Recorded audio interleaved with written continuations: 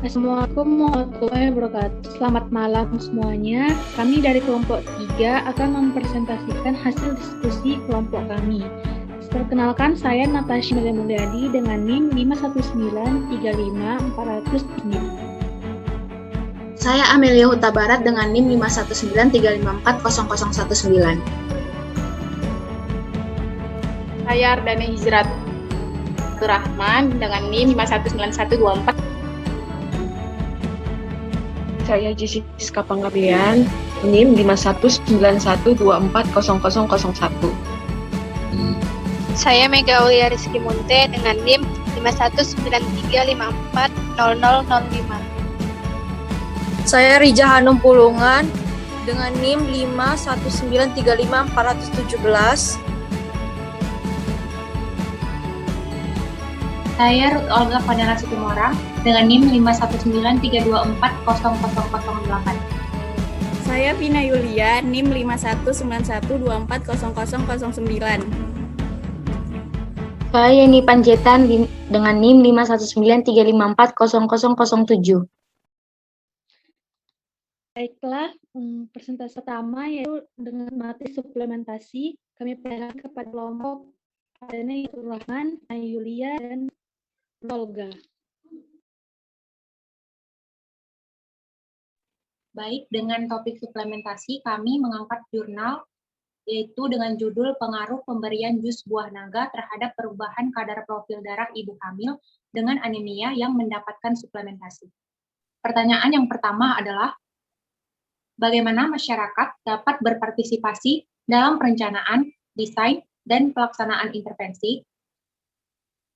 Jawabannya yang pertama yaitu peneliti meminta kesediaan ibu hamil, lalu peneliti mengumpulkan seluruh ibu hamil yang bersedia, kemudian peneliti melakukan pretest dan post-test with control group design, dan pertanyaan yang kedua yaitu bagaimana seharusnya peserta dipilih.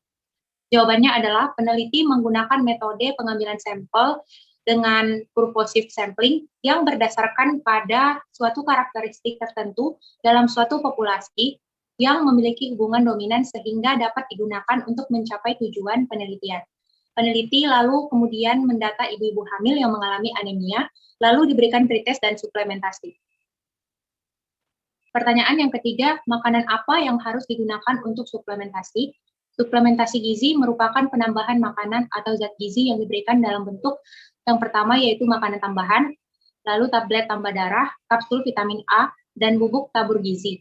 Suplementasi gizi dalam bentuk makanan tambahan merupakan makanan tambahan dengan formulasi khusus dan difortifikasi dengan vitamin dan mineral. Pada penelitian di jurnal ini diberikan jus buah naga pada kelompok intervensi dan tablet FE pada kelompok kontrol selama 21 hari. Untuk pertanyaan yang keempat, bagaimana seharusnya ukuran suplemen ditentukan?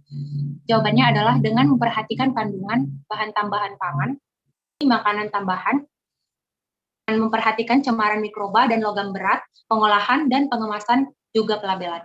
Selanjutnya adalah kapan waktu yang tepat melaksanakan program gizi atau jadwal pelaksanaannya. Nah, waktu yang tepat untuk jadwal pelaksanaan program ketika seorang peneliti sudah melakukan pengecekan kesehatan di mana terdapat pada jurnal yang mengatakan peningkatan kadar hemoglobin pada ibu hamil setelah diberikan jus buah naga selama 7 hari yang berturut-turut. Penelitian ini ditulis oleh Monica pada tahun 2018, kadar hemoglobin ibu hamil sesudah dilakukan penerapan mengalami kenaikan dibandingkan sebelum dilakukan penerapan. Penerapannya yaitu 2,2 gram per DL ada kenaikan kadar hemoglobin setelah dilakukan pemberian jus buah naga bersamaan dengan mengonsumsi tablet FE setiap hari selama 4 minggu. Selanjutnya, nomor 6, di mana lokasi makan atau titik distribusi harus ditempatkan. Lokasi makan atau titik distribusi harus ditempatkan yaitu pada ibu hamil dengan anemia yang mendapatkan suplementasi tablet FE sebelum dan sesudah diberikan jus buah naga pada kelompok intervensi dan kelompok kontrol. Selanjutnya, fasilitas apa yang dibutuhkan? Nah, fasilitas yang dibutuhkan di sini adalah yang pertama alat yang harus memadai, yaitu alat ukur. Yang kedua, bahan-bahan untuk buat jus naga, tablet FE dan tablet F untuk penelitian. Yang ketiga, kelompok kontrol dan kelompok perlakuan. Bagaimana seharusnya logistik program diatur dan dikendalikan? Jawabannya yang pertama yaitu memastikan logistik program penelitian pada pemberian suplementasi tablet FE jus buah naga kepada ibu hamil berjalan secara optimal. Yang kedua, edukasi konsumsi jus buah naga dan suplementasi tablet FE di masa kehamilan. Pertanyaan yang ke-9, bagaimana biaya program dihitung? Biaya program dihitung yaitu dengan rencana anggaran biaya event. Di antaranya, menghitung biaya peralatan yang digunakan, biaya sewa tempat berlangsungnya event, membuat daftar panitia beserta tugasnya, buat daftar tamu yaitu ibu hamil yang akan dihadirkan, serta tentukan biaya tarif untuk setiap tamu. Terakhir, biaya konsumsi yang bisa dihitung dengan melihat dari banyaknya tamu yang datang. Selanjutnya, membahas tentang prospek teknologi pembuatan beras bergizi melalui fortifikasi iodium oleh kelompok Mega Aulia Rizky Munte, Jessica Panggabean, serta Amelia. Yang pertama, bagaimana seharusnya kebutuhan gizi diidentifikasi. Kebutuhan gizi dapat diidentifikasi dengan melihat masalah gizinya, seperti kekurangan gizi terutama masalah gangguan akibat kekurangan yodium atau GAKI. Sehingga kita dapat mengetahui upaya penanggulangan untuk memenuhi kebutuhan gizinya. Dalam masalah gangguan kekurangan yodium, peningkatan mutu gizi beras merupakan salah satu terobosan yang dapat ditempuh terutama untuk memperbaiki kebutuhan gizi di masyarakat daerah endemik yodium. Yang kedua, berapa banyak fortifikan yang harus digunakan? Fortifikan yang harus digunakan adalah dengan konsentrasi 1 ppm yang memberikan yodium pada nasi sebesar 0,69 ppm dan masih disukai konsumen terhadap rasa, aroma, dan warna. Juga mutu fisik beras yang telah difortifikasi menghasilkan beras kepala yang cukup tinggi, yaitu sebesar 74,5% dan kenampakan beras bersih dan cemerlang. Selanjutnya yang ketiga yaitu faktor-faktor apa yang harus dipertimbangkan dalam memilih bahan pangan pembawa untuk fortifikasi. Terdapat beberapa faktor yang patut dipertimbangkan dalam memilih senyawa untuk fortifikasi, yaitu yang pertama, bioavailabilitas relatif fortifikan. Yang kedua, reaktivitas fortifikan yang mengakibatkan terjadinya diskolorisasi atau perubahan warna, atau perubahan bau dan cita rasa yang tidak diinginkan. Yang ketiga, stabilitas fortifikan selama penyimpanan dan pengolahan pangan. Yang keempat, kompatibilitas atau kecocokannya dengan senyawa atau zat gizi lain. Pertanyaan yang keempat, apa alternatif untuk fortifikasi yang harus dipertimbangkan? Penerapan teknologi fortifikasi iodium pada beras sangat prospektif untuk dikembangkan, karena beras merupakan bahan pangan pokok yang dikonsumsi lebih dari 90% penduduk Indonesia. Namun demikian, untuk mengendalikan peredaran dan produksi beras beriodium tidak perlu harus dilakukan secara tersentral, namun sangat diperlukan tata kelola dan peraturan yang jelas yang memayungi keamanan pangan.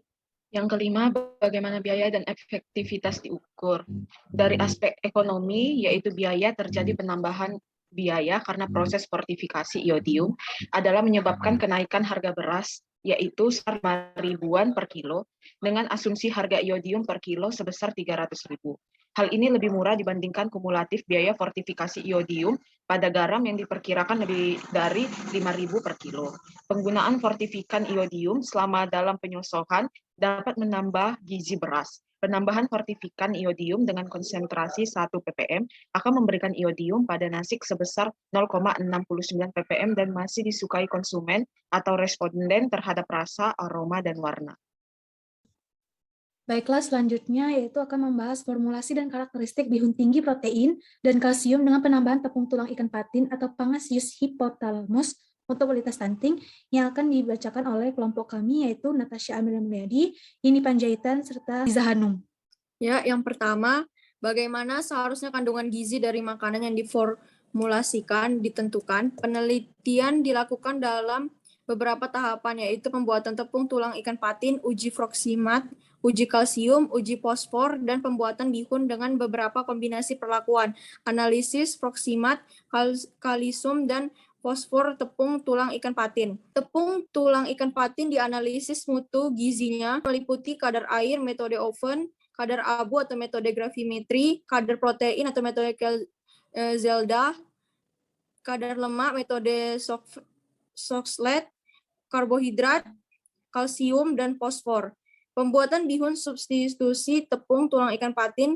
Pembuatan bihun menggunakan tepung beras, tepung terigu, dan tepung tulang ikan patin dengan perbandingan 2:1:3, kemudian ditambahkan air 150 ml yang kemudian dibentuk menjadi adonan pipih dan dicetak menjadi lembaran mie dengan menggunakan ampia. Setelah itu, bihun dikukus selama 5 menit, lalu kemudian dijemur di bawah sinar matahari sampai bihun kering. Selanjutnya nomor 2, bahan baku apa yang akan direkomendasikan?